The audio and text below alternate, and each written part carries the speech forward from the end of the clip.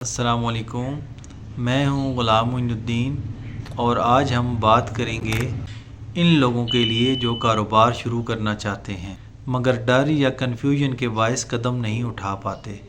دیکھیں، کاروبار شروع کرنے سے پہلے سب سے پہلے بڑی سرمایہ کاری نہیں بلکہ صحیح سوچ کی ضرورت ہوتی ہے۔